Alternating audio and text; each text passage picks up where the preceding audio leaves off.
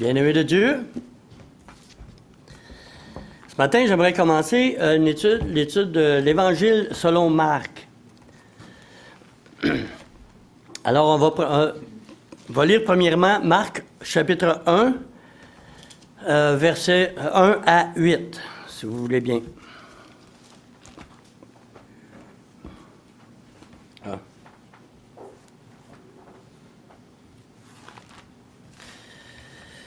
Voilà, Marc chapitre 1, 1 à 8. Commencement de l'Évangile de Jésus-Christ, Fils de Dieu, selon ce qui est écrit dans Ésaïe le prophète.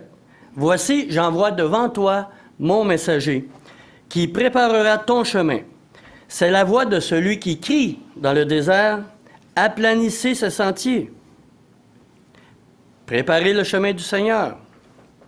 Jean parut, baptisant dans le désert et prêchant le baptême de la repentance pour la rémission des péchés. Tout le pays de Judée et tous les habitants de Jérusalem se rendaient auprès de lui, et confessant leurs péchés, ils se faisaient baptiser par lui dans le fleuve du Jourdain. Jean avait un vêtement de poil de chameau et une ceinture de cuir autour des reins. Il se nourrissait de sauterelles et de miel sauvage. Il prêchait, disant, « Il vient après moi celui qui est plus puissant que moi, et je ne suis pas digne de les lier en me baissant la courroie de ses souliers, de ses sandales. Moi, je vous ai baptisé d'eau, mais lui vous baptisera du Saint-Esprit. » Je vais prier. Alors, Père, on ouvre la parole qui est ta parole à toi, qui est la vérité. Elle est certaine, elle est pure, elle est véritable et elle nous fait du bien. Alors on veut t'entendre nous parler ce matin de ton bien-aimé et puis du témoignage que Jean-Baptiste a répandu, a donné au sujet du Fils de Dieu. Amen. Pourquoi il y a 4 évangiles? Il y en a 3 dans lesquels, apparemment, 90% de ce qui est écrit dans Marc est écrit dans Matthieu et dans Luc. On appelle les évangiles synoptiques. Et il y a le 4e évangile, l'évangile de Jean. Le premier évangile, en fait, le premier qui a été écrit, c'est l'évangile de Marc, apparemment sur les paroles de Pierre. Pierre, je pense que c'était son oncle. Et puis, il lui a comme pas soufflé, parce que c'est vraiment le Saint-Esprit qui souffle la parole, mais il lui a parlé justement de Jésus-Christ, parce qu'il a vécu 3 ans avec lui. Maintenant, l'autre évangile, le premier évangile qu'on retrouve dans le Nouveau Testament, c'est l'évangile de Matthieu. L'évangile de Matthieu, c'est l'évangile où le roi, elle parle du roi des Juifs, elle est adressée plutôt aux Juifs.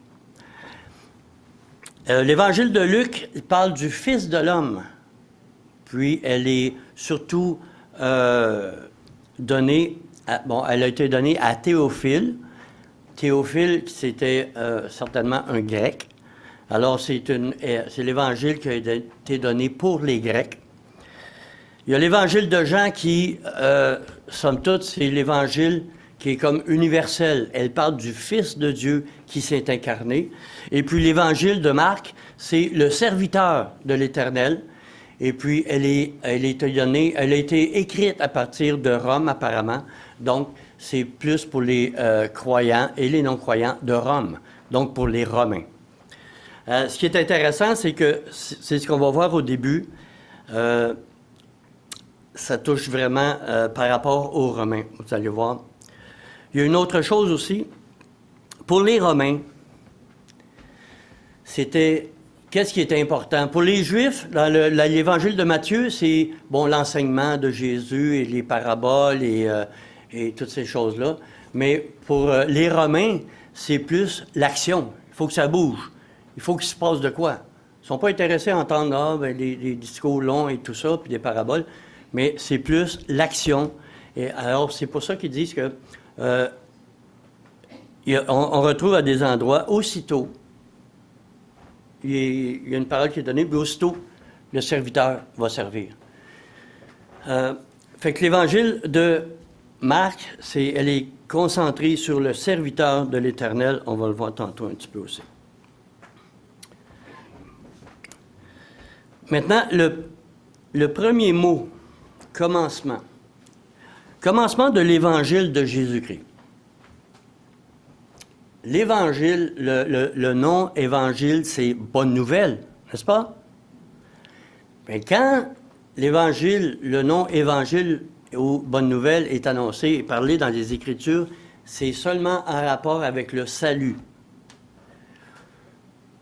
L'évangile selon Marc ou l'évangile selon Matthieu, ça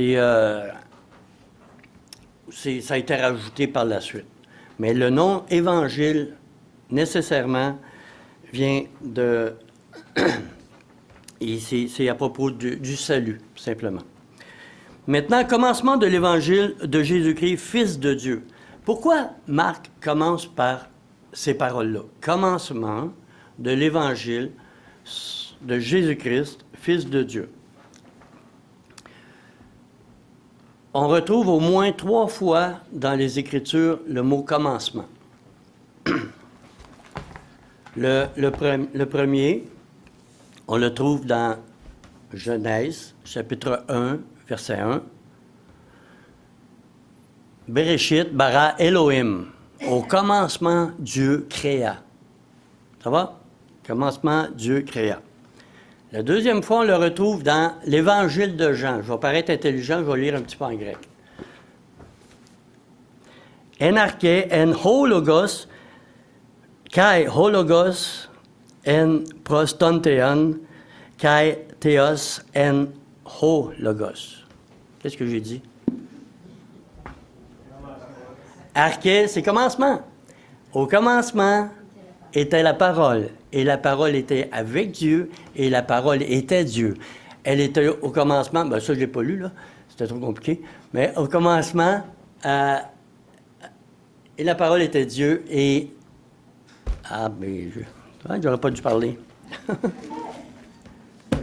Au commencement était la parole était avec Dieu, la parole était Dieu. Au commencement, elle était avec Dieu. Toutes choses ont été faites par elle, et rien de ce qui a été fait n'a été fait sans elle. La parole a fait quoi? Elle a créé. D'accord?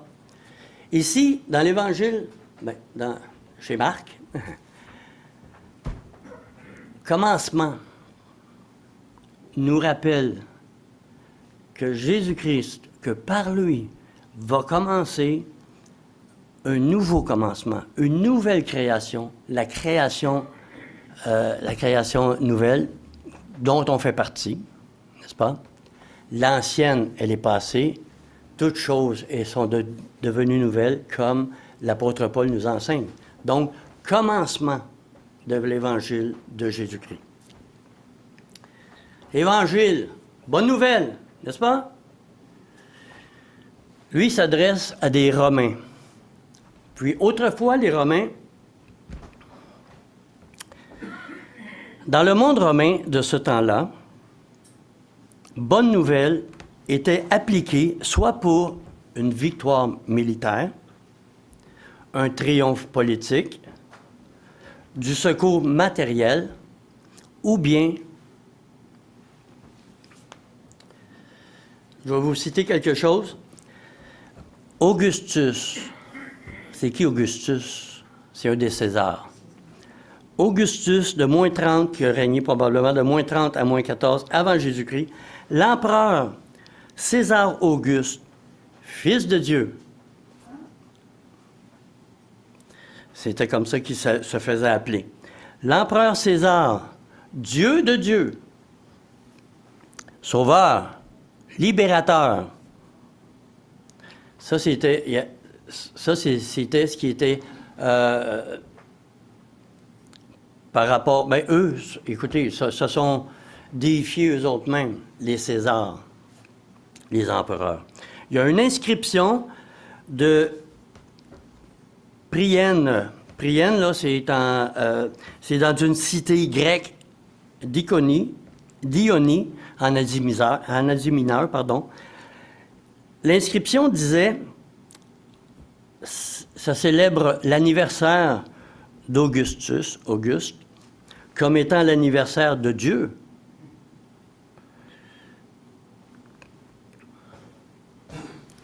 Commencement de l'Évangile, bonne nouvelle, commencement de la bonne nouvelle de Jésus-Christ, Fils de Dieu. Là, il y a quelque chose qui se passe. Là, il faut que ça brasse les Romains, là. Parce que les Romains, pour eux, c'était Dieu, bien, César, puis les Augustes, et puis plusieurs d'autres Césars. Puis en passant, j'ai entendu une fois quelqu'un qui disait, je pense que c'est le docteur Fruchtenbaum qui parlait un petit peu de ça, bien, je veux pas, en tout cas, je ne suis pas certain. Il y avait les Césars dans le temps. Hitler se faisait appeler les Kaisers. Ça ressemblait un peu à ça. Et puis, il y avait aussi les tsars de Russie, des empereurs. Hitler voulait être empereur, roi du monde. C'est un Kaiser qui découle de César. Vous voyez, là, c'est proche un peu, là. C'est juste en passant. Alors, commencement de l'Évangile, de la bonne nouvelle. Tandis que quand les Césars, il y en a un qui naissait où il était vainqueur sur un pays, il y avait quelque chose comme un courrier qui arrivait, bonne nouvelle, bonne nouvelle. César est vainqueur, puis César est né, puis c'est sa fête à César, à Auguste, à certains Césars. Marc, il écrit aux Romains, on rappelle, commencement de l'Évangile, de la bonne nouvelle de Jésus-Christ, Fils de Dieu. Maintenant, Marc, il fait cette allusion très importante. J'aimerais qu'on lise ensemble. Marc fait allusion à une personne très importante ici, qui est différente que le César, l'empereur César. Maintenant, l'empereur César, c'était quelqu'un de puissant, d'extrêmement puissant, comparé à Jésus-Christ, qu'on va voir tantôt, qui est faible. Pour eux, il est faible, parce qu'il est mort sur une croix. On lit Ésaïe 40, s'il vous plaît, versets 1 à 5 et le verset 9. Ésaïe 40.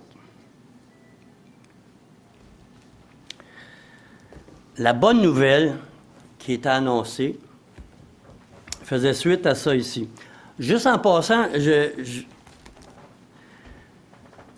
nous, nos Bibles, il y en a qui vont peut-être trouver ça bizarre un peu, mais nous, nos Bibles, elles ont 66 livres, n'est-ce pas? Ésaïe a 66 chapitres. C'est peut-être un addon. Dans l'Ancien Testament, il y a 39 livres. Puis il y en a 27 dans le Nouveau Testament. Le chapitre 40, c'est le 40e livre, le 40e chapitre, pardon. Puis ça donne... C'est moi qui fabule peut-être, là. Il ne faut pas partir des doctrines avec ça. Mais c'est le commencement de l'Évangile. Le premier livre du Nouveau Testament, c'est le 40e dans la parole de Dieu, non? Oui. Alors, Ésaïe chapitre 40, ça dit... Handel, il a fait un magnifique...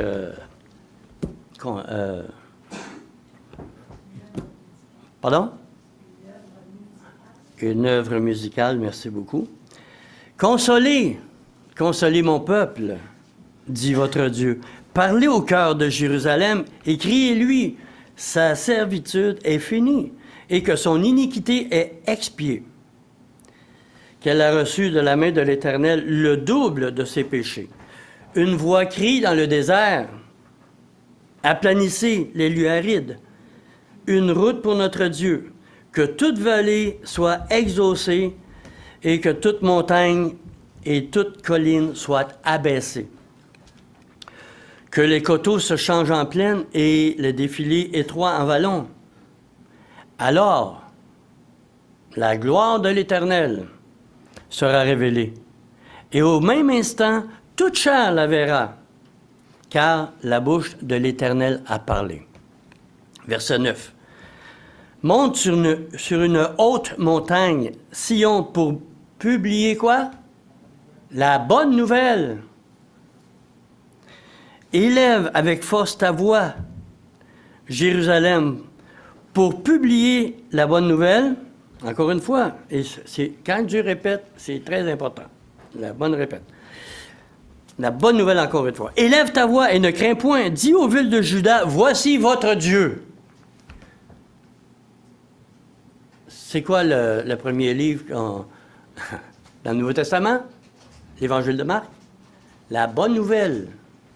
Le renouveau. L'Évangile de Marc. Ben ça, ne partez pas de doctrine avec ça, là. Mais, c'est bizarre, comme dirait mon petit-fils. Alors, Jésus-Christ. C'est ici la bonne nouvelle de Jésus-Christ, le Fils de Dieu. Maintenant, Jésus-Christ. Est-ce que Jésus, c'est son nom, puis son nom de famille, c'est Christ? Jésus, c'est quoi? Sauveur. Qu'est-ce qui était écrit sur la... Qu'est-ce qu'on... Ils disaient quoi, les Romains, à propos des Césars? L'empereur César Auguste, Dieu de Dieu, Sauveur, Libérateur. Le nom de Jésus, c'est Sauveur, parce qu'il vient pour sauver son peuple, pour racheter son peuple. Ça, on le retrouve dans l'Évangile de Matthieu. On va le lire ensemble, si vous voulez bien. Matthieu au chapitre 1, verset 18. Voici de quelle manière arriva la naissance de Jésus-Christ. Marie, sa mère, ayant été fiancée à Joseph, se trouva enceinte par la vertu du Saint-Esprit, avant qu'ils eussent habité ensemble. Joseph, son époux, qui était un homme de bien et qui ne voulait pas la diffamer, se proposa de rompre secrètement avec elle. Comme il y pensait, voici un ange du Seigneur lui apparut en songe et dit, « Joseph, fils de David, ne crains pas de prendre avec toi Marie, ta femme, car l'enfant qu'elle a conçu vient du Saint-Esprit. Elle enfantera un fils et tu lui donneras le nom de Jésus. C'est lui qui sauvera son peuple de ses péchés. » Sauveur. Tout cela arriva afin que s'accomplisse ce que le Seigneur avait annoncé par le prophète. Voici, la Vierge sera enceinte et elle enfantera un fils. Et on lui donnera le nom de Emmanuel, qui signifie Dieu avec nous. Jésus, c'est le nom du Sauveur. Emmanuel, Dieu avec nous. Qu'est-ce qu'il disait des Césars?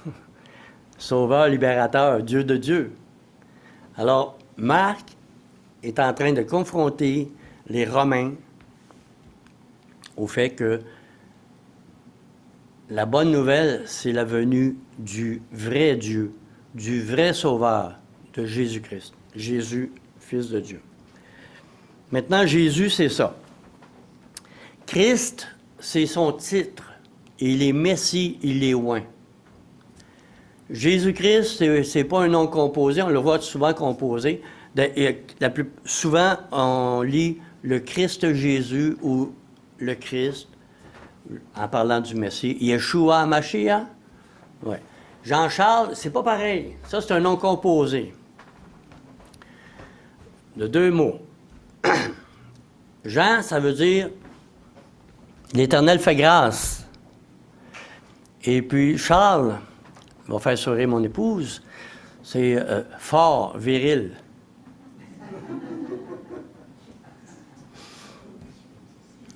Puis j'ai regardé l'étymologie un matin. C'est ça. Mais de toute façon, les deux composés ensemble, Jean-Charles, c'est l'Éternel fait grâce. Jean-Charles, c'est un très beau nom, hein? Jean, surtout. Mais c'est le Seigneur qui rend viril et fort. C'est pas Charles, là, vraiment, là. Ça vient de l'Allemagne. Donc, alors, le Messie, Jésus-Christ, Jésus, c'est son nom, Christ, c'est sa fonction, son appel, c'est le Messie.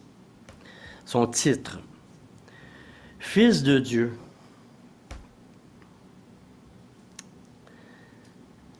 Lui seul, Jésus, est le véritable Fils de Dieu.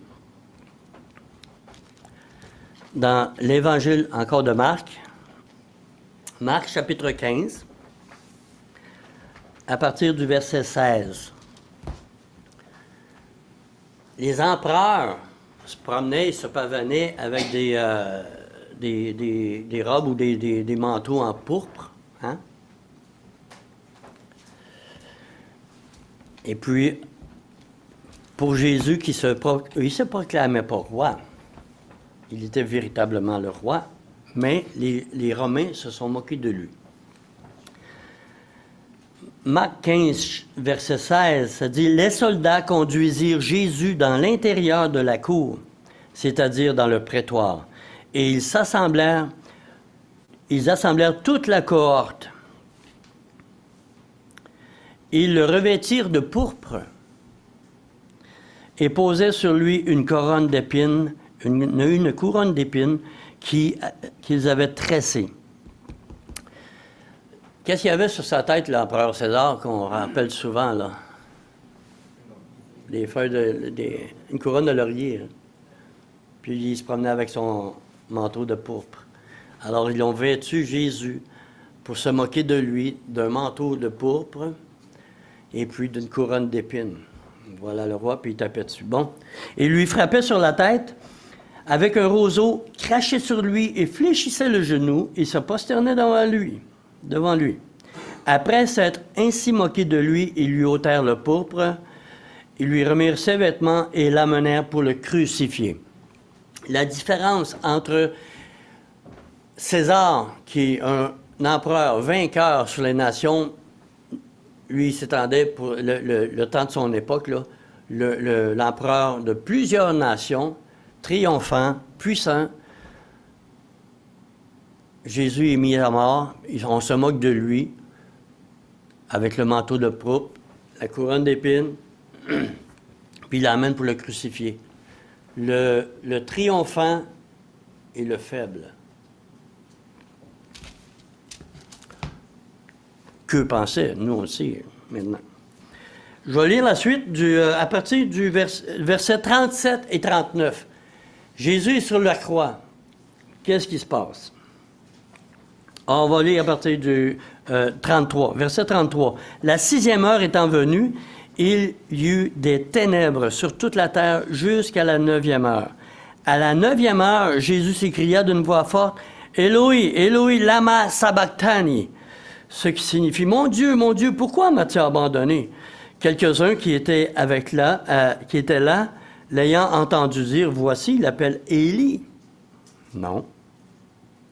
Et l'un d'eux courut remplir une éponge de vinaigre et, l'ayant fixé à un roseau, il lui donna à boire, en disant « Laissez, voyons si Élie viendra le descendre. » Verset 37. Mais Jésus, ayant poussé un grand cri, expira. Le voile du temple se déchira en deux, depuis le haut jusqu'en bas. Verset 39, qu'est-ce qui arrive? C'est un centenier romain qui honorait César, Jules César, son empereur. Il dit, le centenier qui était en face de Jésus, voyant qu'il avait expiré de la sorte, s'écria et dit assurément, cet homme était fils de Dieu. On ne l'avait pas vu, ça. Très intéressant. Alors donc, l'évangile de Marc est adressé aux Romains pour les confronter. Qui est le véritable fils de Dieu? Est-ce que c'est César ou ce Jésus faible qui a été crucifié dans une croix, qui a été pendu au bois, qui est mort. Mais le centenier romain rend témoignage que cet homme qui était sur la croix, véritablement, assurément, il était le Fils de Dieu, plus grand, supérieur à ce César-là qui est honoré puis qui se prend pour un Dieu. C'est quelque chose quand même.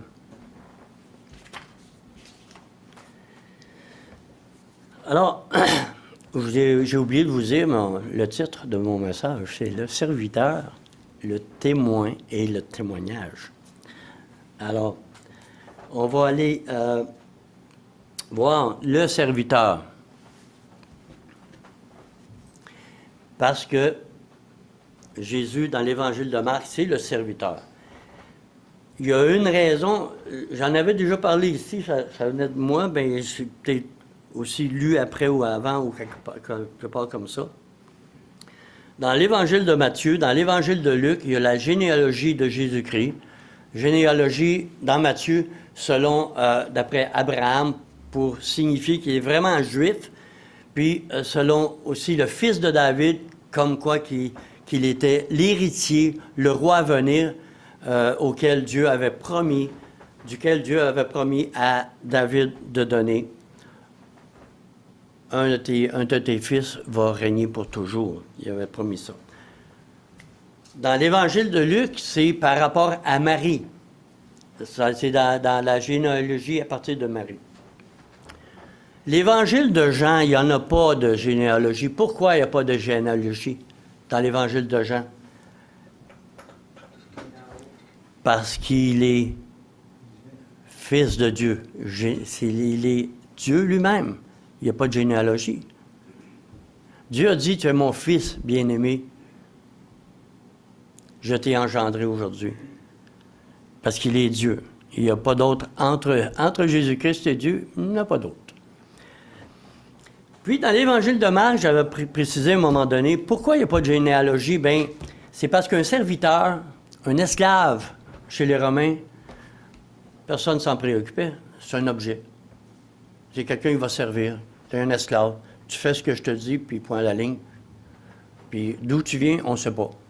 C'est pas important pour nous. Vous comprenez? Fait que c'est un peu ça.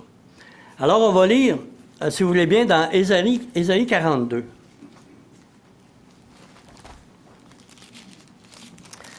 Quelques versets dans Ésaïe 42.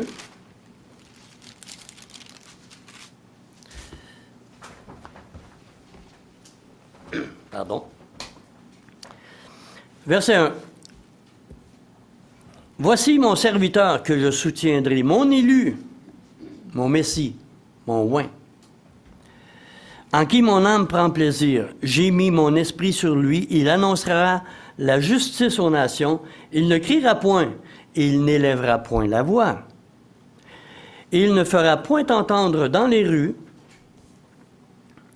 il ne la fera point entendre dans les rues, il ne brisera point le roseau cassé, et il n'éteindra point la mèche qui brûle encore. Petite foi. Il annoncera la justice selon la vérité. Il ne se découragera point, il ne se relâchera point, jusqu'à ce qu'il ait établi la justice sur la terre, et que les îles espèrent en sa loi. Ainsi parle Dieu, l'Éternel, qui a créé les cieux et qui les a déployés, qui a étendu la terre et ses productions, qui a donné de la respiration à ceux qui la peuplent et le souffle à ceux qui y marchent. Moi, l'Éternel, je t'ai appelé pour le salut, et je te prendrai par la main, je te garderai et je t'établirai pour traiter alliance avec le peuple, pour être la lumière des nations, pas le peuple, ni l'Église, ni les chrétiens, le Fils de Dieu, le serviteur de l'Éternel, pour être la lumière des nations, pour ouvrir les yeux des aveugles et pour faire sortir de prison les captifs, et de leur cachot ceux qui habitent dans les ténèbres. Pas nécessairement des prisons avec les barreaux, là. Prisonniers de l'ennemi, prisonniers du péché, prisonniers du diable. Verset 8. « Je suis l'Éternel, c'est là mon nom, et je ne donnerai pas ma gloire à un autre, ni mon honneur aux idoles. Voici, les premières choses se sont accomplies, et je vous en annonce de nouvelles. Avant qu'elles arrivent, je vous les prédis. » Écoutez ceci, c'est très intéressant aussi. « Et je ne donnerai pas ma gloire à un autre. » Qui se souvient d'Hébreux, chapitre 1, versets 5 et 6? On va aller voir. Qu'est-ce que ça dit? Je n'étais pas prévu, mais je l'ai lu. Très important. Hébreux, chapitre 1, versets 5 à 10. 5 et 6, pardon. « Car auquel des anges a-t-il jamais dit, tu es mon fils? Je t'ai engendré aujourd'hui, et encore, je serai pour lui un père, et il sera pour moi un fils. Et lorsqu'il introduit de nouveau dans le monde, c'est-à-dire après la résurrection, il le réintroduit dans le monde, le premier-né d'entre les morts, il dit que tous les anges de Dieu l'adorent. On vient de lire, je ne donnerai pas ma gloire à un autre, Dieu. Mais là, il dit que tous les anges de Dieu l'adorent. Depuis, il disait anges, bon, la suite, mais il dit que tous les anges. Quel honneur! Le Seigneur Dieu, le Père, rend témoignage à son Fils, après le témoignage, si on veut, du centenier romain, qui a... Et puis le témoignage qu'on va voir tantôt du témoin. Alors, c'est ce qu'il dit. Ésaïe 53. Alors, on va voir Ésaïe 53. Chapitre, verset 10. Non. 10 et 11. Il a plu à l'Éternel. 10 à 12. Il a plu à l'Éternel de le briser par la souffrance, après avoir livré sa vie en sacrifice pour les péchés. Il verra une postérité et prolongera ses jours. Et l'œuvre de l'Éternel prospérera entre ses mains. À cause du travail de son âme, il rassasiera ses regards.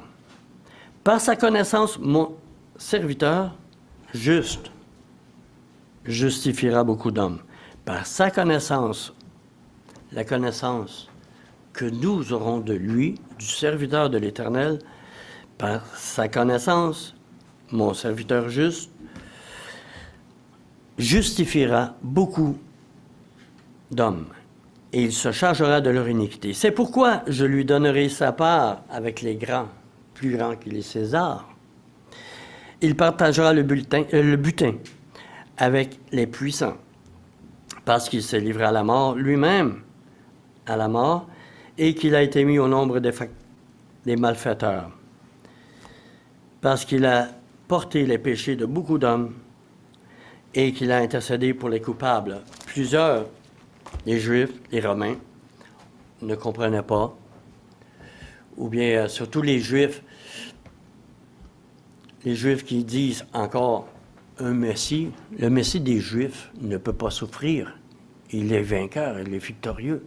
Mais pour être vainqueur et victorieux, pour être plus grand que les puissants du monde, il fallait qu'il s'abaisse.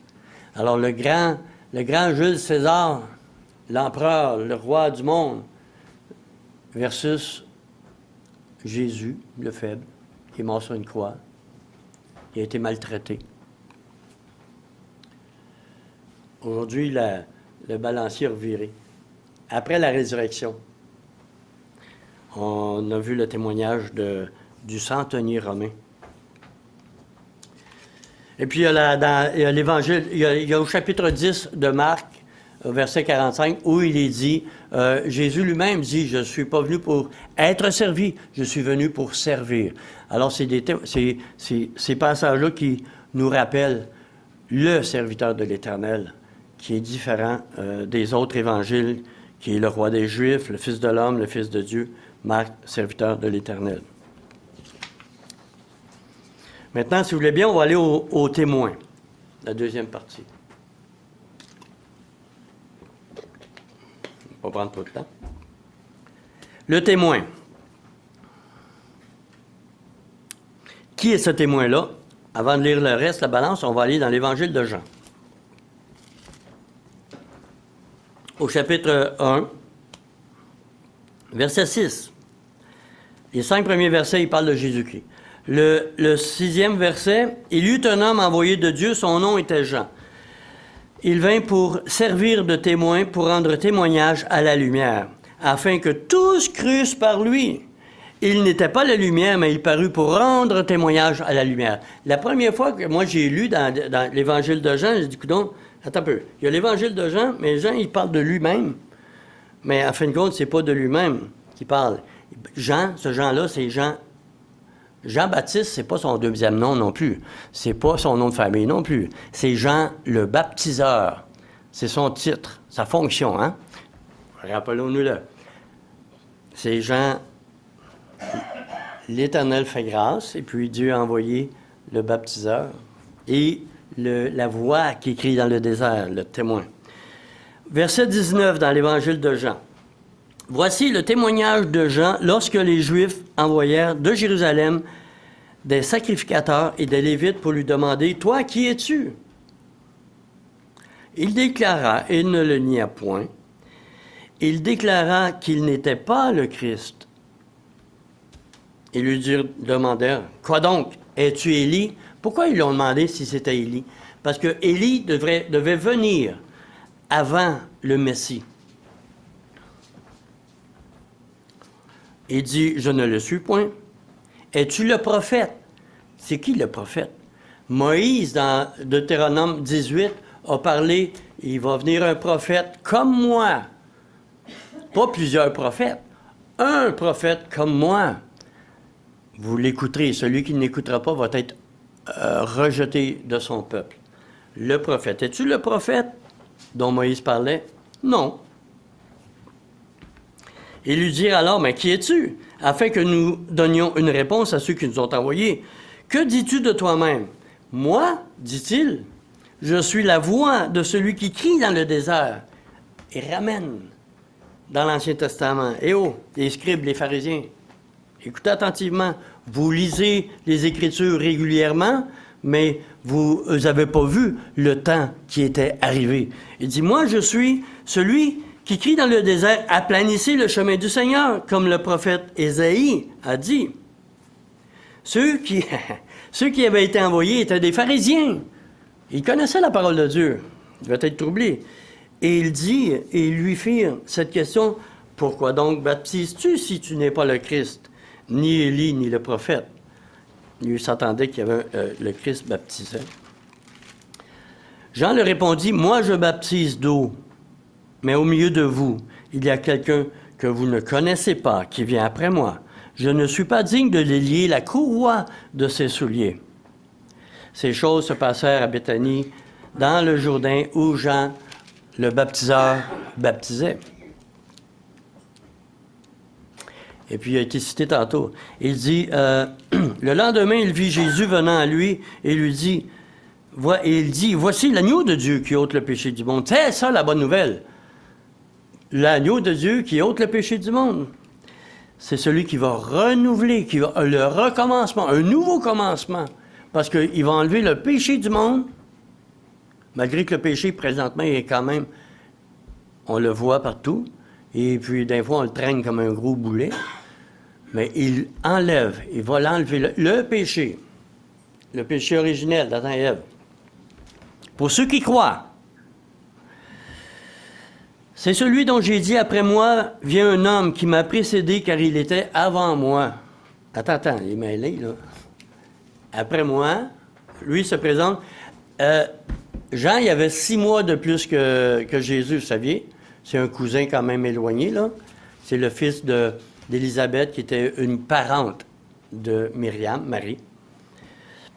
Alors, il vient après moi, mais il était avant moi. Parce qu'il est en train de dire que Jésus, bien, on sait, dans l'Évangile de Jean, il est présenté comme ayant existé toujours, avant la création du monde. Je ne le connaissais pas, mais c'est afin qu'il fût manifesté à Israël que je suis venu baptiser d'eau.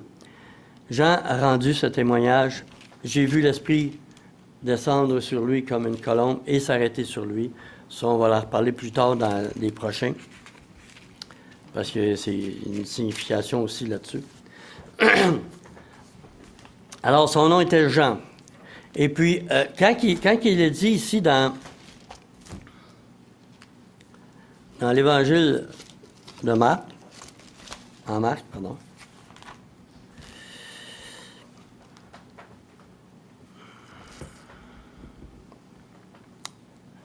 verset 2, chapitre 1, ça le dit, selon ce qui est écrit dans Ésaïe le prophète. Maintenant, Ésaïe, c'est écrit, voici, j'envoie devant toi mon messager. Préparez le chemin du Seigneur, qui préparera ton chemin. D'accord. Ensuite, l'autre verset, c'est pas nécessaire, c'est pas Ésaïe, c'est Malachie. Pourquoi il n'a pas écrit Malachie? Mais c'est parce que Ésaïe, c'est comme celui qui est le plus gros prophète des Écritures, dans le sens que le plus grand écrit. Donc, pour lui, pour Marc, pour Pierre, pour les Juifs, Ésaïe, il n'y avait pas nécessairement obligé d'écrire non plus, comme au verset 3, c'est la voix qui écrit dans le désert, préparez le chemin du Seigneur, aplanissez ses sentiers. Je vais le lire dans Malachie. Malachie, chapitre 3, verset 1. J'enverrai mon messager, voici j'enverrai mon messager, il préparera le chemin devant toi, et soudain, quelque chose d'extraordinaire ici, et soudain entrera dans le temple le Seigneur que vous cherchez. Dans Ésaïe, il dit, voici votre Dieu. Malachie, il dit, voici le Seigneur que vous cherchez, et il entrera dans le temple. Est-ce que Jésus est entré dans le temple? Oui. Certainement. Alors, ça, c'est le témoin. Maintenant, le témoignage, je l'ai lu avant le temps. C'est Jean, chapitre... On recommence. Jean, chapitre 1, verset 19, le témoignage de Jean.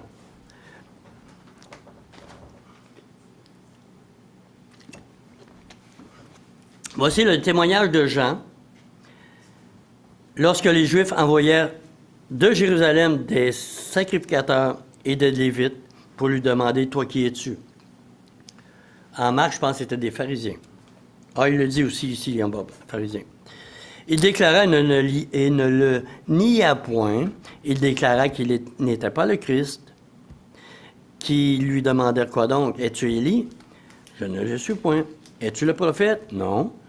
Ils lui disent alors, qui es-tu?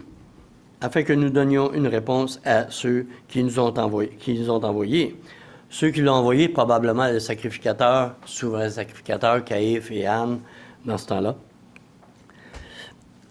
Il dit non, moi je suis la voix de celui qui crie dans le désert, aplanissez le chemin du Seigneur, comme dit Ésaïe le prophète. Alors il baptise. Maintenant, l'Évangile de Marc.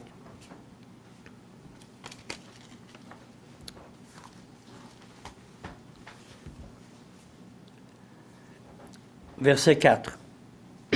Jean parut, baptisant Jean. Il ne s'est pas fait appeler Zacharie comme son père. Pourquoi pourquoi il s'appelle Jean? Avez-vous entendu ce que j'ai dit tantôt? Dieu fait grâce.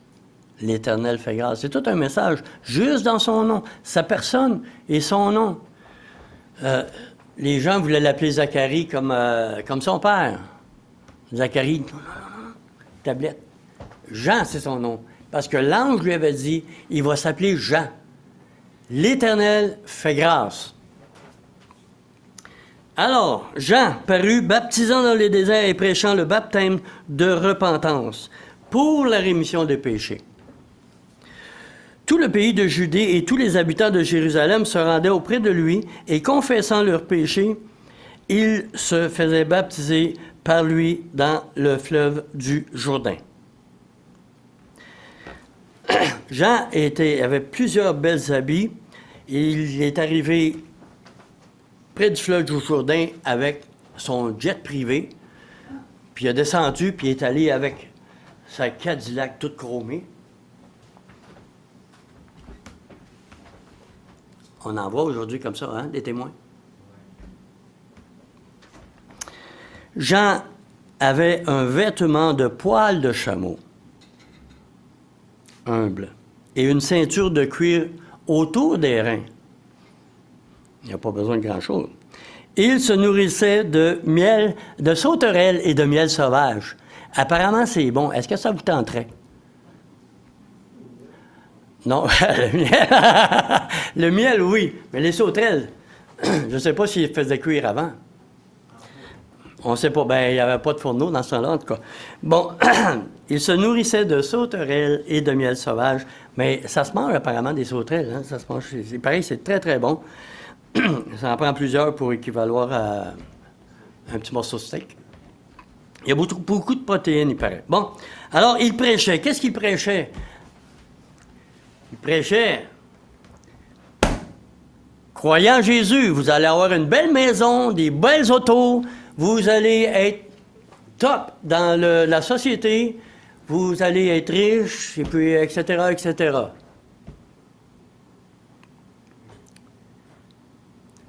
Tu peux avoir une belle maison, un beau grand terrain, hein? Mais le Seigneur peut t'enlever ça comme ça. Tu peux être dans une santé extraordinaire, musclée, fort et viril. Et puis, comme ça, le Seigneur retire le souffle. Qu'est-ce qu'il prêchait? Il vient après moi. Qu'est-ce que ça fait un témoin? Le véritable témoin de Jésus-Christ fait quoi? Il vient. C'est lui qui est le grand. C'est lui, le roi des rois, le Seigneur des sauveurs, le Seigneur, le sauveur. C'est lui. Moi, je suis juste une petite voix qui crie dans le désert. Il vient après moi, celui qui est plus puissant que moi, et je ne suis pas digne de délier en me baissant la courroie de ses souliers ou de ses sandales. Il n'y avait pas des beaux souliers comme ça, lui, le Seigneur. Il y avait des sandales. C'était humble. Mais c'est ça que ça fait un véritable témoin. Il y a une application à aller chercher ici. Moi, je vous ai baptisé d'eau, lui vous baptisera du Saint-Esprit. Le véritable témoin, Jean le baptiseur, humble, et il vivait dans les déserts.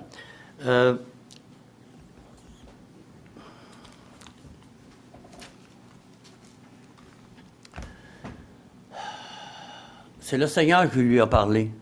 Je n'ai pas la référence ici, je pense. Je l'ai oublié. Mais c'est le Seigneur, et celui qui m'a dit, sur lequel tu verras l'Esprit descendre comme une colombe, c'est lui. C'est le Messie. C'est le futur roi d'Israël. C'est le futur roi du monde. C'est de là que ça vient. Il a entendu le message de Dieu, parce que lui, il se tenait dans les déserts. Vous savez, il y a deux sortes de déserts. Il y a des déserts où tu peux être vraiment mal pris, enlisé, à cause de toutes sortes de choses, par l'ennemi, par le péché, par la maladie qu'on a vu la dernière fois dans le psaume 107. Tu peux être dans le désert, puis tu cries à l'Éternel, secours-moi. Il y a ce désert-là, puis il y a un autre désert qui, pour les croyants comme lui, comme l'apôtre Paul, après que le Seigneur lui eut apparu, qu'est-ce qu'il a fait? Il est parti dans le désert. Nous, on peut aller dans le désert aussi, mais rechercher la volonté de Dieu, rechercher la parole de Dieu. Paul, l'apôtre Paul, il est allé, lui, il a ramassé les rouleaux de l'Ancien Testament. C'était un pharisien qui avait une très grande connaissance dans les Écritures de l'Ancien Testament. Comparativement à l'apôtre Pierre, qui, les pharisiens, les gens, les religieux disaient, c'est des hommes, Jean et Pierre, qui ont guéri un malade. Et c'est des hommes sans instruction. Mais sans instruction, ce n'était pas nécessairement des imbéciles qui n'étaient pas allés à l'école. C'était des gens qui n'étaient pas instruits dans la parole de Dieu, comme les scribes et les pharisiens dans ce temps-là. Mais l'apôtre Paul, lui, il était très instruit dans la parole de Dieu. Donc, il est allé dans le désert, il est allé quelques années, il a pris les rouleaux, puis là, il a... Hey! Oh, il revient. Et il a pris les rouleaux, et puis là, il a vu, le Messie, il doit souffrir, il va revenir, et tout ça, tout ça, tout ça. Là, c'est comme la lumière, il y a un voile qui s'est enlevé. Il a été illuminé. Il la connaissait, la Bible, la loi, par cœur, hein? C'était un des plus zélés, des plus connaissants chez les pharisiens. Alors, il a fallu que le Saint-Esprit illumine son intelligence, puis illumine, il éclaire la parole de Dieu. Alors, chacun de nous, c'est disponible pour nous aussi, dans le sens d'aller prendre un coin à part dans le désert. Dans un désert, dans le sens que, tu sais, pas dérangé par toutes sortes de choses autour de lui, autour de nous. Alors, c'est la même chose pour chacun de nous. Donc, ça, c'était le témoignage, le serviteur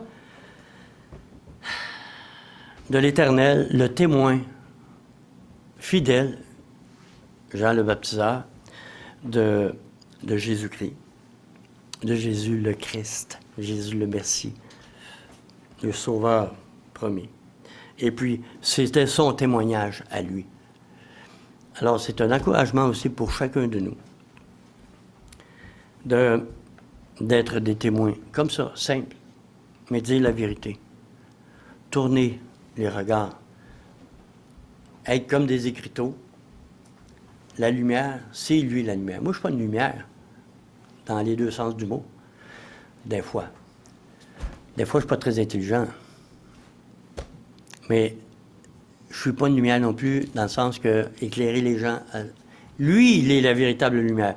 On peut être des lumières dans le sens comme par rapport à lui et nous, par rapport au soleil et à la lune.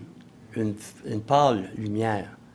Mais elle peut quand même, dans les ténèbres, un petit peu éclairer, surtout quand elle est pleine. Alors, pour terminer, 2 applications très importantes. Des fois, on me dit, Jean-Charles, tu ne fais pas beaucoup d'applications. Non.